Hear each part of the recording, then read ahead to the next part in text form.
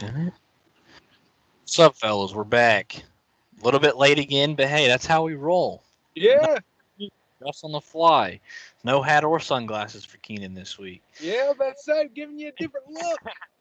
Um, yeah, we not much has really happened in the world of sports since we were last year. Just NFL kicking off. College football is already a mess. I Hold think. on, Luke. Hold on. I think we need to address that former point. Listen, usually, I got the hat, I got the sunnies going on, but usually we record this at 10 in the morning. Okay, it's 5 Central Standard Time, so it's getting ready to get dark. So no need for the sunnies, no need for the hat. You got all energy, you got all Keenan. We're here to make the best of the show. Let's get it going. He's got a point, and while I have the same excuse, it's 6 o'clock Eastern time. I wear a hat because of my hairline, so um, it. I will say, just leading in, it has been one hell of a week on my end. Oh man, you ain't lying. Keenan knows a little bit about it. It's been an absolute shit show on my end. So if I go off the off the rails a little bit today, just know I'm just kind of letting out some fumes, a little bit of pent up aggression, trying to keep some That, things a that little. dude's got so much steam, he's ready to blow, man. And He's getting I ready to mean, bust absolute hard. disaster of a week. But I digress. We've got some. I mean, college football. Just briefly, Indiana plays Michigan this week. Shouts out Michigan. Hey, they're helping us in the election. But also, hey, it's race hell. It's praise Dale, and it's fuck Michigan. And IU plays Michigan this week, and we're about to whoop some ass. And we're going to be in the top 10 in college football. Put us in the playoff. We want Bama. We want Clemson. I'm just kidding. We don't even want anybody else in the Big Ten right now. Pac-12 is supposed to kick off this weekend, 9 o'clock a.m. Local kickoff for the opening game for their season. Disaster. If it plays, California and Washington just canceled their season opener because of a positive test on the California side, I believe. So we'll see what happens on that front. But NFL's obviously had a bunch of positive tests the last few days. Every team, it seems like, has had something. Tonight's game, so we're recording this an hour and a half, 2 hours before kickoff. Yeah. The Packers don't have their entire offensive weapon group because everybody is either tested positive or was in capacity with somebody who tested positive. The 49ers, they lost their starting quarterback, their starting tight end, their top two running backs, their starting left tackle, all with injuries and COVID issues. So tonight's game, hey, it's about as big of a toss-up as you can hope for on Thursday Well, Night Football. well, I was going to ask you. I was like, which game do you think is going to be a better watch? The Sunday night game from last week or the Thursday night game from this week? I would rather watch any two teams play that outside of the NFC East, however you can get it. So I'll take tonight's matchup 100 times out of 100. Never know what's going to happen. Now let's keep it a buck here. Let's keep it a whole stack. The Sunday night game wasn't that bad. Let's just be real here, okay? A lot of running the ball, a lot of punting, a lot of overthrown passes, a lot of missed routes. That is Not, true. not that bad. Yeah, I mean, it was bad for the naked eye. It was bad for the microscopic eye. It was bad for all eyes. But it was, hey, football's football. I can never turn it down. I mean, if shit. I'd watch Alabama play the Citadel if it was on. That was the only thing I had to watch. So here I am, man. Well, whenever you take Citadel plus 63, you got a little bit invested in the game. Yeah, I mean, hey, and speaking of, we got Maction is back. Yeah, tonight. Kicked off last night, I believe. Their Tuesday through Saturday schedule. They don't care. They play their own football. I think last night there were 3 missed extra points in the first 4 minutes of the game. Gotta love college football. Hey, just a reminder, college extra points a chip shot. The thing's kicked from the 2-yard line. Dude, they missed 3 of them in the span of 4 minutes. College football, baby. Let's go. But today, I don't know if you prepared this or not, but part of today's thing, we got to rant a little bit. I see a lot of stuff on my Twitter about guys deserving to be Hall of Famers, not deserving to be Hall of Famers. A big one for me was Dwight Howard lately. Everybody's like, oh, he's trash. He just won a cheap ring. I'm not going to debate that today, but I do think he's a Hall of Famer if you look at his resume. So I've got one in mind, and if you want to talk about that now, we can. We can wait till after we make our picks. It doesn't matter to me, but I'm just letting the folks know, hey, we got a big one today. Well, you know what? You're too much of a tease here, Luke. The people want to know. Let's go ahead and talk about it right now. Let's drop it while it's hot.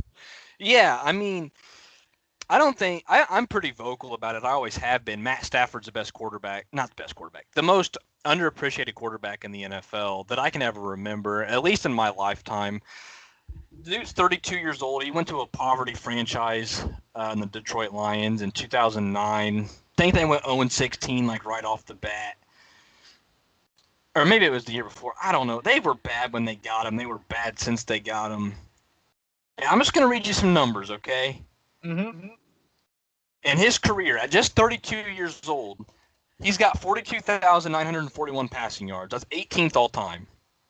It's very reasonable he gets into the top five. Only guys ahead of him that are, I mean, there's like guys like Matt Ryan are still playing, Tom Brady's still playing. He can pass everybody in front of him, though, that's not currently playing. He can pass Brett Favre with ease. He's easily going to finish his career in the top 10. Maybe gets into the top 5 if he throws like 4,000 yards a year for 5 or 6 more years, which is very feasible. We've seen quarterbacks play in that stage of their career plenty of times. Only concern with him is injuries. He's been hurt pretty much every year. It seems like he deals with something. 269 passing touchdowns, also 18th all time. Very clear path. He's going to finish in the top 10. He's only thrown 139 interceptions. That's 71st all time. Not a huge turnover guy. He's going to finish in the top 20 in interception percentage. I think it's attempted throws that have resulted in interception. He's in the top 20. Very good. Takes care of the ball. 21st in touch on the interception ratio at 1.94. He's up there with honestly, I'm not even going to say his name. I forget who it was. There's a handful of guys who are at 1.94 and like 1.93 or 1.92 maybe. Good group of guys. Listen, if you're in the top 20 in that, you're doing something right. Now, you're not going to reach Russell Wilson levels, but that's just hard to do. He's 8th all time in fourth quarter comebacks with 30. Dude has 30 fourth quarter comebacks, and he has 34 game-winning or game-tying drives. Okay? He's easily going to reach number 1. One all time is 43. If you don't think he's going to trail 13 more times in his career, dude's got no help. He's tied for 20th in passer rating. He's second in completions per game. Let me flip over my first sheet here. And looking across the board, he's 18th or top 18 mostly in every category. 11 of the 17 guys ahead of him are Hall of Famers or surefire Hall of Famers. Guys like Peyton Manning, Tom Brady, Aaron Rodgers. I would argue that there's 3 more who are borderline Hall of Famers in front of him: Matt Ryan, Eli Manning, and Phillip Rivers. I think those all 3 have a case to get in. I would put Eli Manning is a surefire Hall of Famer. Yeah, I would put Ryan and Eli in. Rivers is close. You can't put a 2-time Super Bowl champion with good numbers, just a bad record. I mean, it's not his fault. The Giants were pretty bad for. Yeah, but the guy showed up whenever you needed him to. You know what I mean? Yeah, big time guy.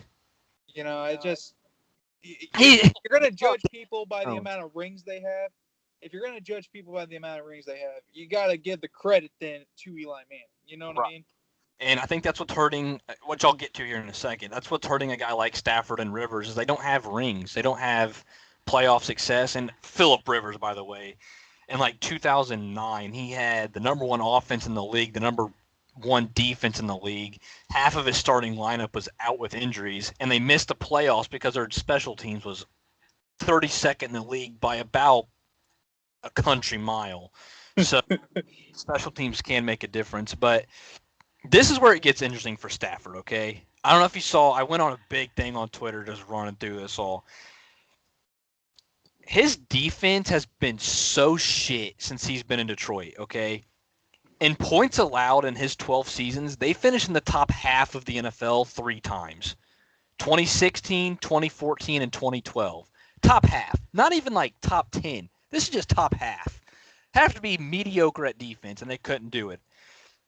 They made the playoffs twice in the 3 years that they were top half, in 2016 and I believe in 2014. or maybe one. It was 2 of the 3. You got the point. One of those years, they gave up 45 points in the playoffs. So Only. defense wasn't great. Okay, they got blown out by the Saints, I believe, that year.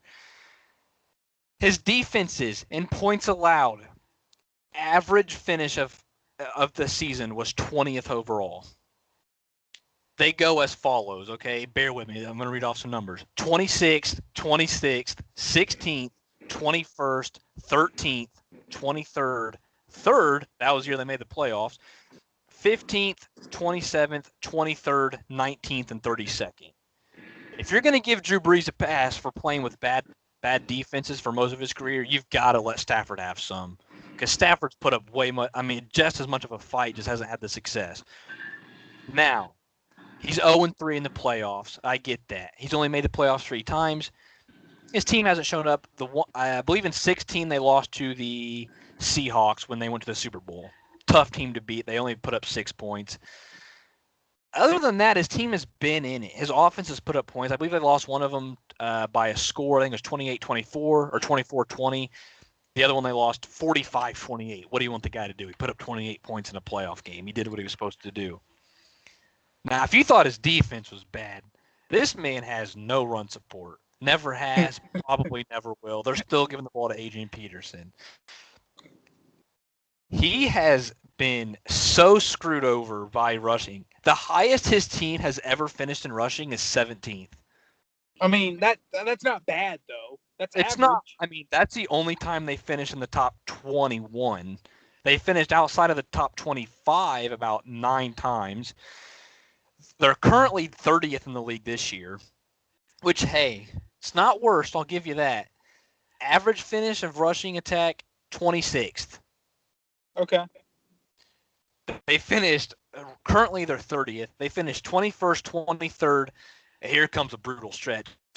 32nd, 30th, 32nd again, 28th, 17th, 23, 29, 23, 24.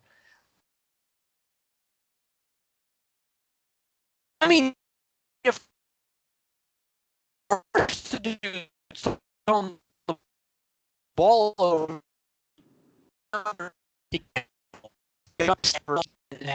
he's giving his team a shot, and his team ain't giving him any help. Hasn't had a good head coach, hasn't had a good offensive line, hasn't had a good run game, a defense. The Lions are always a threat to win games because of Stafford, and they'll go 6-10 and not get better because of it. I'm just saying, I hope he leaves Detroit once he fills out what he thinks he needs to do. Because I think his legacy there is huge. I think that's a big reason why he hasn't left yet, and why they haven't moved on from him or tried to get rid of him and let him go somewhere else. I think big guy in their community, staple their franchise, perfect. He's a franchise guy, top to bottom. Let him go, dude. Let him go somewhere and have a chance. Just let him have one chance. Go to Atlanta with a good receiving core, or go to the Saints when Brees retires. Dude's going to win a championship. He's going to break every record book. If he plays to Sunday against the Vikings, he's on the COVID list, so we'll see what happens. But the Vikings have like 6 practice squad corners active Sunday. This dude's going to throw for 900 yards and 14 touchdowns. Hey, the guy's an elite talent. Top 5 arm talent to ever play in the NFL. It's him. It's Mahomes. Maybe a guy like Josh Allen, Aaron Rodgers. He's everything you want in a quarterback. You got to give him a shot. You got to let him play. Put him in the Hall of Fame. Give him a bust in Canton, and let's just move on with our day because this dude's been so disrespected. Sorry, not disrespectful. Disrespected in his career. Detroit's a poverty franchise. I hope that dude gets a chance. He's one of my favorites to ever play. Come on, guys, give me something. That's my guy, and that's my rant for the day. A lot of passion there about old Matty Stafford. I think I lost Keenan. I don't hear him. Oh wait. Oh, I'm here. Can you hear me? Yeah, you're coming back. Oh, am I still here? I hear you. Do you hear me? I hear you. I don't really see you moving though. This is live, folks. We did not plan this.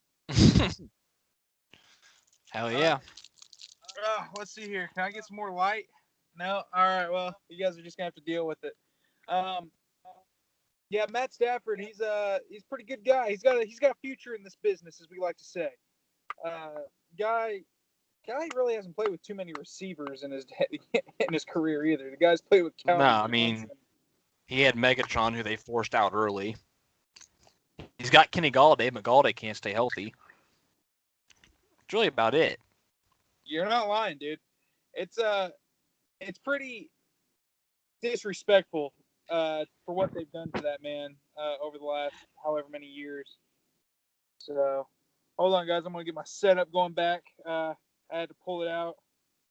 All right, never mind. All right, we're back. So, yeah. So I agree with you. Matt Stafford, Hall of Famer.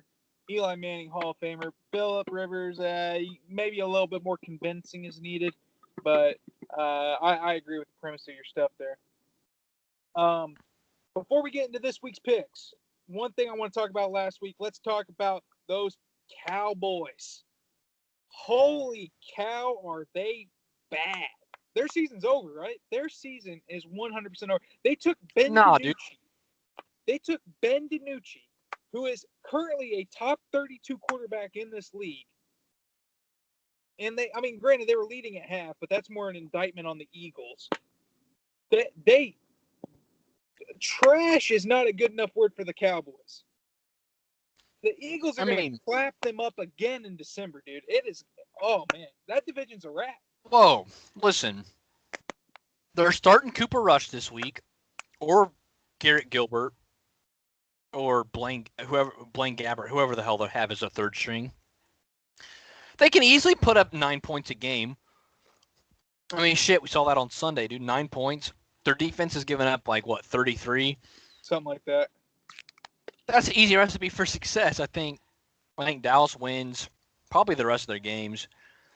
I think they move on from Dak because clearly he wasn't the issue, or he was the issue. You have a guy like Ben DiNucci who's in the building, and he's just holding a guy like Dak Prescott back. Why would you pay a guy, Why would you pay him starting quarterback money when a third stringer is giving you the same result of, 6 points against a really bad defense? Dallas is a threat. Zeke, elite talent. Cowboys defense, holy shit, where do I begin? They're about as locked down as you get. You think of the 2015 Seahawks, the 85 Bears, maybe throw in the 16 Broncos. There's a lot of good teams out there that could really wish to have a defense as talented and as successful as Detroit or as Dallas. Sorry, I'm thinking they're as good as Dallas's defense. I don't know. Dallas might be horrible, and they're going to have a nice pick in the draft, and I'm very interested to see what that does for them. Do they take a quarterback? Luke, I want you to keep talking for about the next minute. We're going to move to somewhere that maybe has a little bit more light. They say nighttime is the right time, baby. But I want you guys to be able to see this moneymaker. I did not wear a hat for no reason today, all right? I want you to see this money-making hair, all right? Let me move this. What am I supposed to talk about? I don't know. Keep rambling. Keep saying funny stuff. Okay, so we're talking about the Cowboys, right? Yep. Sunday night's game was bad. Big facts. They have the best receiving core in the league, arguably. I think they have 3 number 1 wide receivers, and they're being turned into really good run blockers. Yep. And that's not what you really want. I would say just throw the ball more, man. You got the receivers, just chuck it up. Who cares if you throw picks? It's not like you're going to get worse. You're 2-6 or whatever. The division's a dog shit joke of a division anyway. The Eagles probably have it wrapped up at whatever the hell their record is. The Giants, holy shit, we just saw them. They're in dumpster fire. They're probably keeping Daniel Jones, which I don't even care about. I'm indifferent. You can keep them and build around them. You can get rid of them and find someone new. It's all the same. Your team's going to suck anyway. Washington, where do I begin? Damn. Your defense is really good. It's very promising. Even your secondary is coming along. Your offense, I hate to break it to you for the 4th week in a row, but god damn it, Kyle Allen just isn't your answer. I mean, other than that, that's about all I got. I mean, the NFC East is just a goddamn joke. Um, yeah, I mean, it's probably the worst division in football. Well, it's not probably. It's definitely. But I'm saying all American football teams. We're talking XFL, AAF, arena leagues, Canadian leagues. We can even go up north a little bit. Find me a division as bad as the NFC East is right now. Well, you'd be pretty hard pressed to do so, I believe. Yeah, I mean, the starting quarterbacks in that division came from. I think if I had to get, I believe right now they're from Texas A&M, Duke, Cooper Rush, Central Michigan, and North Dakota State. Now, let me tell you, obviously you can find gyms anywhere in the draft. You can find them all over the country. Your 4 starting quarterbacks are coming from some prolific programs. I was about to say elite. And I know, like, you can make that case for a lot of divisions, but, like, no. I mean, if you take out Cooper Rush and you swap Central Michigan's powerhouse to James Madison, that's 2 Division I AA schools starting at quarterback in your division. That's insane. You don't see that. So, I guess kudos to them, but also kind of not. Yeah, that's about all I got on that front. Big facts. Big facts. Well, they say the crazy thing about time is that as it gets later in the night, it doesn't get any brighter. And I'm sitting right underneath this light post. You guys might be able to see it. It doesn't provide a whole lot of light when I'm inside the vehicle here. And we're just going to have to deal with it. I know I'm a little darker today, but don't worry. I've brought a little bit more energy, so I'm a little bit more brighter. Let's get into this week's picks. Tonight. Well, we got to recap last week's disaster of a week. Oh, okay. You right. So, I mean, as you guys know, I've kind of been kicking ass in the picks. That's up until last week. I had probably the worst week I've ever had on any gambling whatsoever. Keenan goes 5-1 money line, 3-3 against the spread. He hit his lock, which was the Eagles beat the Cowboys by 9. Hey, he got it. 31-17 on the year money line, 21-26-1 on the spread, 5-2-1 on the locks. Got to give credit where credit's due. That's pretty nice. Pretty nice on the locks. Thank you, sir. Went into the week with a very comfortable lead. Came out of the week with a very not so comfortable lead. 2-4 on the money line. 0-6 on my spread. 0-1 on my locks. So that's not a bad great. So 32-26 or 32-16 money line. 26-22 on the spread, 3-5 on locks. I've got you by a game on money line. Got you by 4.5. It looks like on the spread, and you've got me by 2.5 on the lock. So disaster of a week, but hey, you can only get better. You gotta get better before you get worse, or some stupid saying like that. Yeah. Kicking off this week, we talked about this game a little bit tonight. Niners, Packers. Don't know who's playing for either side. Literally couldn't tell you. The spread's been all over the place. What you got? All right, so you got 2 dog shit teams competing on Thursday Night Football this week. Green Bay's on the road, -6.5. You tell me that San Francisco is going to lose probably their 2 best offensive weapons, and they're going to keep this game within 2 touchdowns? Get out of here. 34-17. Green Bay wipes the floor with San Francisco tonight, over 48.5. I don't see how San Francisco keeps this within 2 touchdowns. I just don't think they have enough firepower to put up enough points to go up against Aaron Rodgers. Keep in mind, Aaron Rodgers lost embarrassingly bad to Minnesota last week at home, if I recall correctly. Yeah, which that was gonna be my point. So so they lose at home to the Vikings. And I don't know if you've watched any Vikings games this year, but the Vikings have been horrible. Best team in the NFC, but yeah, go off. Packers 34-17. See, this is where I have. Hang on. This is where I've got questions because we just saw Dalvin Cook gash the Packers. The Niners like to run the ball. They don't have Trent Williams, which kind of hurts them, but they've got Jerick McKinnon and JaMychal Hasty, I think, are going to be the two main backs tonight with Mostert and Tevin Coleman out. JaMychal Hasty, pre-draft, I pounded the table for the Vikings to take him to be the third running back and to be a spell back to replace Dalvin Cook throughout the game because I thought their play style was very similar.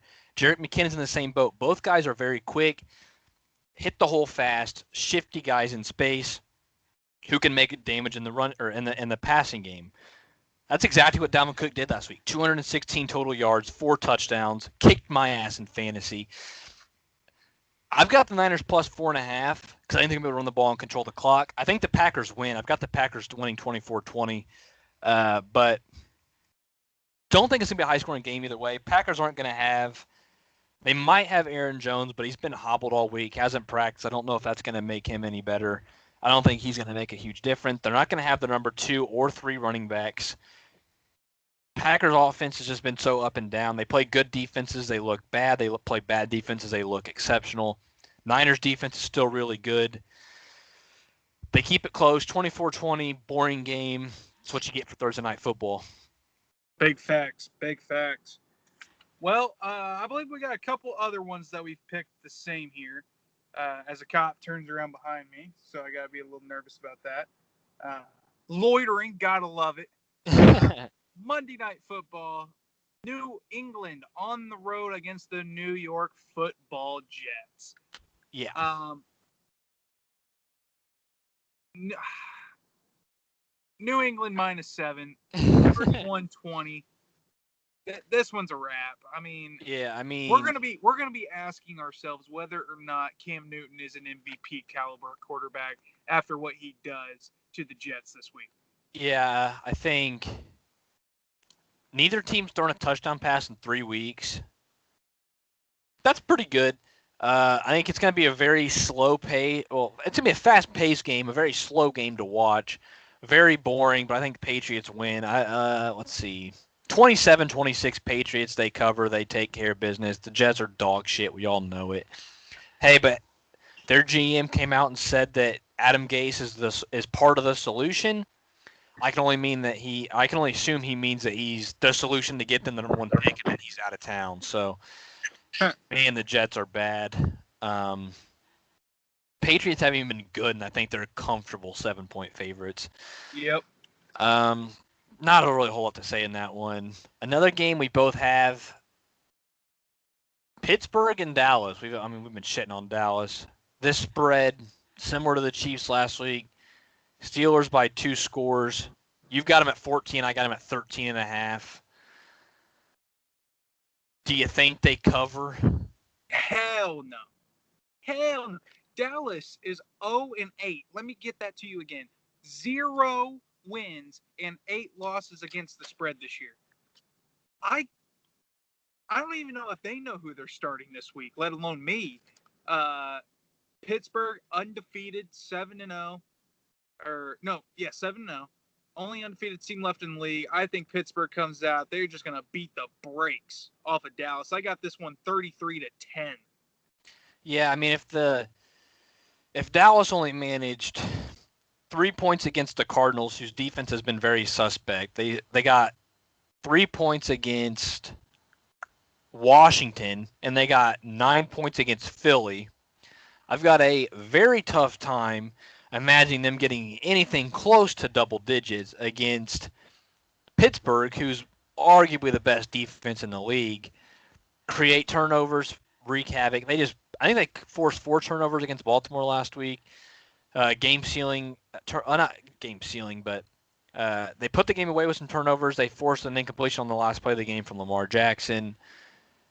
Lamar Jackson's a much better quarterback than whichever guy that Dallas throws out. I think Pittsburgh covers this one very easily. I've got it 38-13 Pittsburgh. Even though it's on the road in Jerry World, that means absolutely nothing.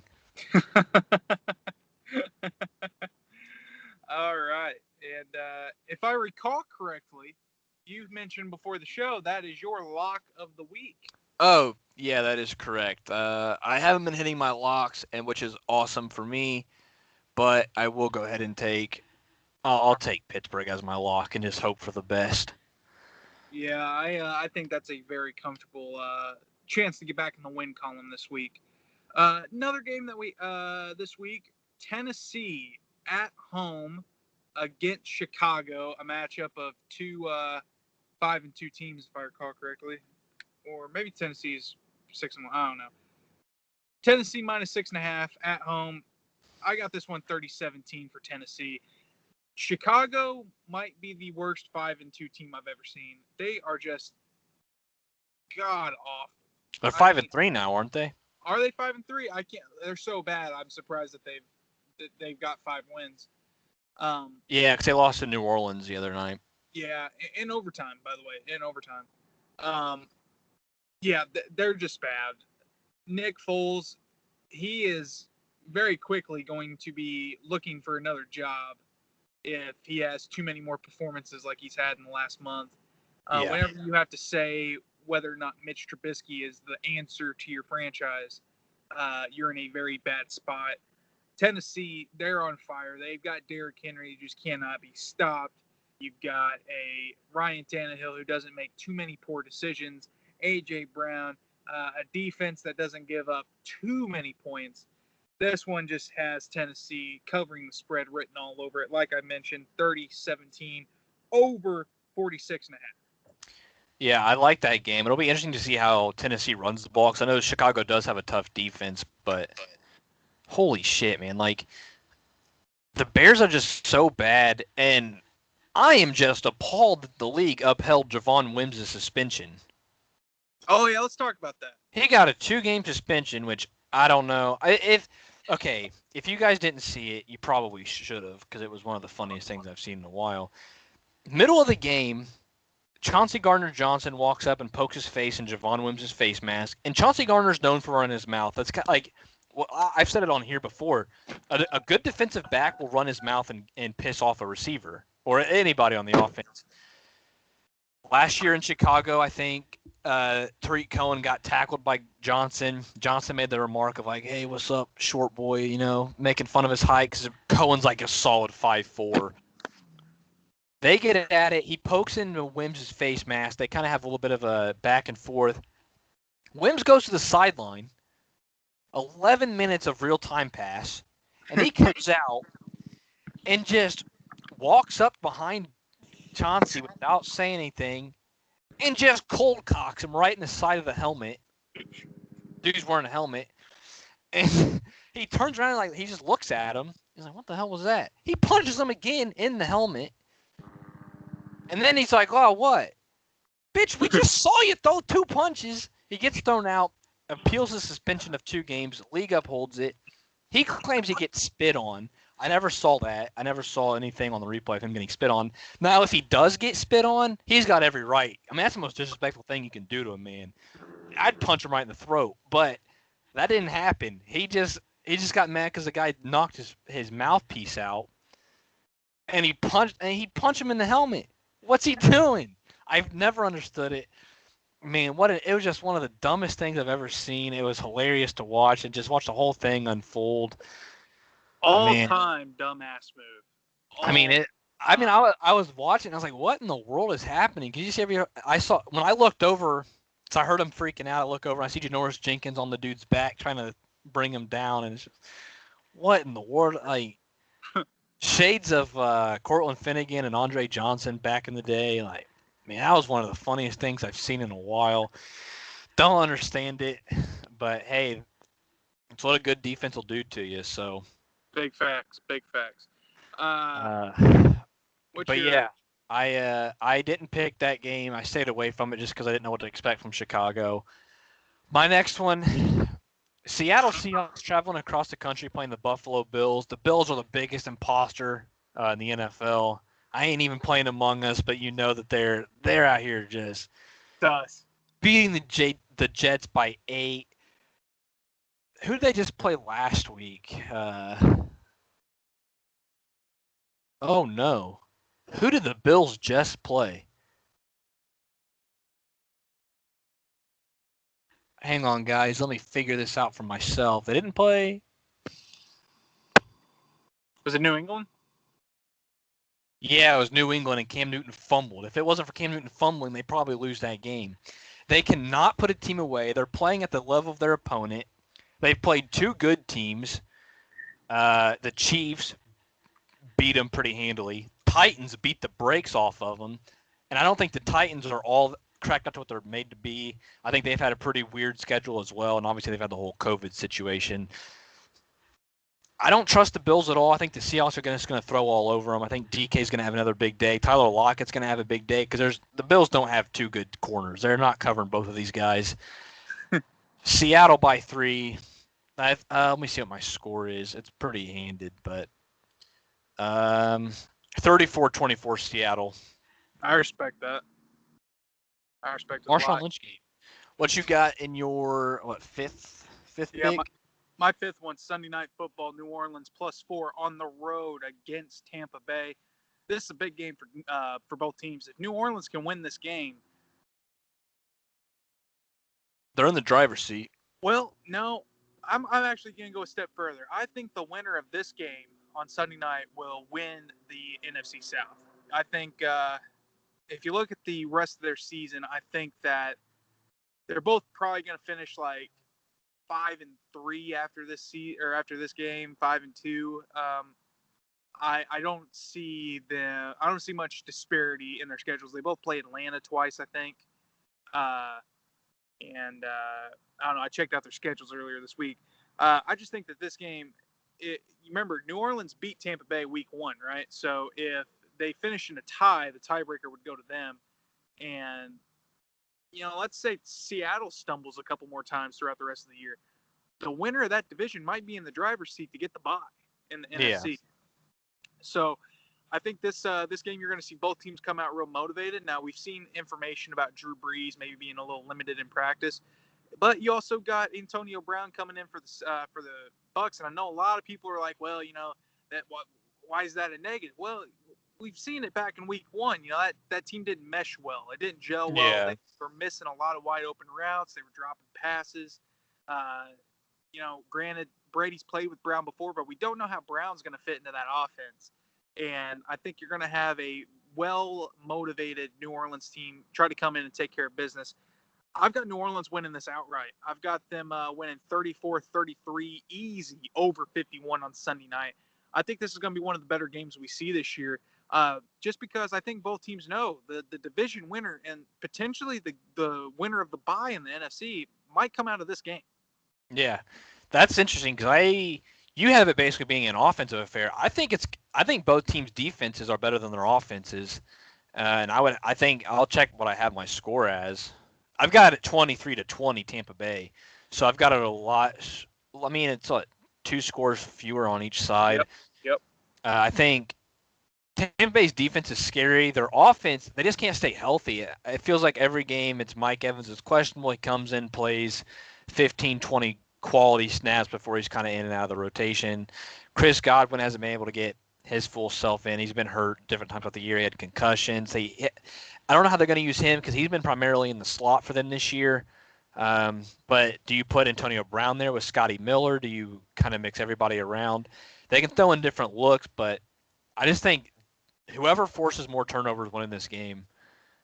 And I think it's going to come down to field possession and key takeaways. So it'll be a fun one. I'm glad it's Sunday night, but finally get a good primetime game. Jeez. What's your 5th game of the week? I don't even know who they're playing. The Chargers, I've been riding high on them. They host the Raiders this week. The Raiders don't impress me whatsoever. Derek Carr still doesn't do anything for me. They run the ball well, but it's not consistent enough. They don't spread the ball on offense. Their defense can't stop a cold. Justin Herbert's on fire. I feel bad for Justin Herbert because he's been so good this year. His team is bad, and I don't think he wins Rookie of the Year because of what Joe Burrow's doing. And, I mean, Herbert's putting up 4 or 5 touchdowns a game, it feels like, and Burrow's putting up 4 touchdowns but getting wins. So It's tough. I think they could split it. That would be an interesting dynamic to see. But yeah, I think Chargers minus 1.5 seems like good money. At home against a not so great team, I think they could put up points. I got it 30-24, I respect it. Los Angeles. So that'll be a I fun game respect to watch too. I respect it. Moving forward, my sixth pick, my lock of the week. Indianapolis hosts Baltimore plus 1.5 there in the AFC South. Yeah, I remember Baltimore. They lose a tough game last week to Pittsburgh, fall a couple of games behind in that race to get the bye there in the AFC. Indianapolis, they got strong defense. Looks like they're gonna probably they got a good chance to win the AFC South, depending on what happens with Tennessee the rest of this year. Philip Rivers and company's definitely giving them a chance to win. None of that means shit. Baltimore minus 1.5. Hammer it, lock it in. Tell your bookie that you want Baltimore minus 1.5 on Sunday. Give me Baltimore 23-18. Under 47. This one's going to be a wash. Baltimore, they're a couple games back, right? Lamar Jackson, if you look at his record, if you look at teams not named, or if you look at teams that don't have quarterbacks named Roethlisberger or Mahomes, he's done pretty well. Got like a winning percentage of like 925. That's pretty good. Philip Rivers, that offense, credit to them, but I don't think that they're going to be able to put enough points up to hang with Baltimore. Baltimore, this is kind of a must-win game for them. You don't know when Pittsburgh's going to stumble. You really don't think Pittsburgh's stumbling this week against Dallas. They can't afford to fall 3 games back in that division. Yeah. This game, this is as close to a must-win as you're going to get for Baltimore. That's why I have Baltimore winning this one and covering the spread. Yeah, that's an interesting game. We don't know if Baltimore's going to have Marlon Humphrey, which is, I would say he's in the conversation for the best corner in football right now. He was on the COVID list this week. I don't think he's been cleared yet. Hopefully he can play. If not, it's going to be a tough task. But they still got Marcus Peters in there. They still got a really good secondary group. This is the thing that I was thinking this last year. I don't know if I can't remember if we talked about it or not. But going into the playoffs last year, the Colts were a borderline playoff team. If they played Baltimore, they were the one team that I thought was going to pull it off and stop their rushing attack, because the Colts' thing on defense is speed. Their linebackers, Bobby Okereke, Darius Leonard, and Antoine Walker or Anthony Walker. They fly around the field. They fly to the ball, and that's what Baltimore tries to eliminate. And I think the Colts do that really well. I think that's going to be a thing to watch this week. I have the Ravens winning, but I'm not comfortable in that.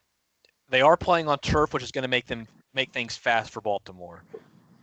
They're going to be able to. I mean, Jackson's going to look explosive on turf. That's how it works, Sure. I don't like that they play on turf. I've been very vocal about that as well. Get rid of turf. Play on grass. If somebody gets hurt tomorrow, you better believe I'm going to be bitching about it. But I like that game a lot. It sucks that it's a 1:00 kickoff, I believe, or noon for you folk. But yeah, it's a fun game. I already did my lock, obviously, but I guess my last game, I got to roll with the best team in the league right now. Even though Pittsburgh's undefeated, the Kansas City Chiefs are still the best team in football. Don't get it twisted. They host the Panthers this week, who might be getting Christian McCaffrey back. Doesn't matter. Chiefs defense makes big plays. Their offense puts up points in a hurry. They're 11-point favorites. It's a little questionable. I got them covering 34-21. Not really worried about Teddy Bridgewater against that team. I am worried about the Panthers secondary being very young, very limited. They drafted all these rookies last year. We saw what Calvin Ridley got hurt in that game, but Julio Jones put up like 85 yards in the first 3 minutes or 3 quarters. Damn it, I can't talk. Guys, I'm telling you, I'm tripping up. God damn it. Julio Jones put up 85 yards in the first quarter of that game. He finished like 150 or something like that. I mean, Tyreek Hill and Demarcus Robinson and Mecole Hardman and Sammy Watkins if he plays, plus Le'Veon Bell and I mean the Ravens. Oh my God, the Panthers can't stop everybody. They don't have a Kuechly out there calling the shots for them. Give them the Chiefs. Give them comfortably. I don't have any confidence in the Panthers to really make it close. Now they could backdoor cover, which is always something to worry about with a big spread like that. But you gotta just ride the wave.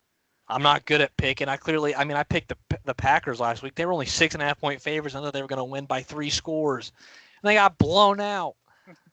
So, who knows? Big facts. I guess they didn't get blown out. They lost by 6 points, but as the Vikings, it's blown out. But yeah, I mean, I feel better about this week's picks. Hopefully, Well, last week was rough. I remember every single game. I was like, oh shit, cross that one off, missed it. But hey, you live and you learn, or something like that. Colin, we got some ground to make up. 5 games back in the money, or 1 game back in the money line, 4.5 back in the spread. We're gonna try to make up some ground starting tonight. Sure. Kickoff is in about an hour and 45 minutes. So. Yeah, and guys, we didn't have too much planned for the show today. Obviously we had some other things come up. That's the reason why it's black behind me and not sunny. I don't know. You got any funny stories you want to tell, or do you want to go ahead and wrap this sumbitch up early? I mean, we can wrap it up. I got really nothing else to say. I mean, I got to go send some strongly worded emails. And, yeah, get ready for another weekend of football. I don't know. I mean, tonight's game I'm not really excited for. The election's going on. I mean, what's happening over there, dude? Nevada, just put your goddamn votes in. Just wrap it up. We know what happened. We know it's over. Just wrap it up. I like this flair for the dramatic, man. I like how we're adding a little bit of drama. Yeah, I mean, I guess it does make it to where the guy in office is currently preoccupied, and he's not going to have as much time to screw things up before he's out. But hey, time's ticking. Very true. Got to be happy. Certain people haven't contacted me in a few days. Very, very nice to see. But yeah, I mean, other than that, I got nothing. I got to go potentially work on a research project, potentially drop out of school. We'll see how we wake up in the morning. Yeah, I mean, hey, maybe next week's show you guys will have a completely new, a new look of a co-host. We'll see what happens. So yeah. I may or may not be. I might be officially an unemployed bastard. So we'll see what happens. It's been hectic. If you want more, I mean, you can follow my Twitter. I've been very open about everything on there. I've got some it's a good follow, guys. It's a good follow. You can trust me. Got some good content that side. So. Next week, we'll be back with even more picks. We'll recap what we did this week. I'll be back with some more light behind me, so that way the camera isn't as shaky as what it was this week. Hopefully the audio doesn't turn out too bad on this. Obviously not using the headset. We're just talking into the phone. We'll try to bring as much energy as we did last week. Let me shake the camera around for those of you guys. Hey, and next week we'll have IU in the top 10. Yeah. Michigan will be in poverty of playing a Power 5 school for a week championship, whatever the bowl game, whatever they want to call it. It's a good time to be alive. Facts. So, but yeah, that's all we got. We're gonna wrap this sumbitch up early, guys. Have a good weekend. Be safe, and we'll catch you next time. Yes, sir. Peace out, fellas.